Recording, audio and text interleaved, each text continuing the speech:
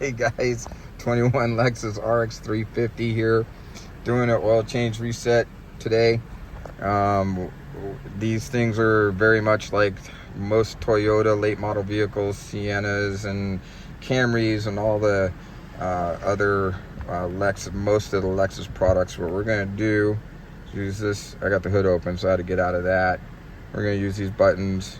You can use this pages thing here to get to the top line of buttons there. We're going to scroll over to the thing. It looks like a little gear. We're going to use the down buttons, get to the vehicle settings and hit the center button. We're going to scroll down to scheduled maintenance. Yes or no. Up, yes. Center button, okay. Has been reset. Back button.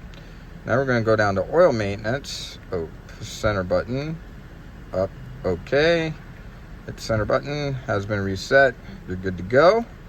If that helps you out, give us a shout out, yes or no, yay, thanks, hope it helps, have a good day.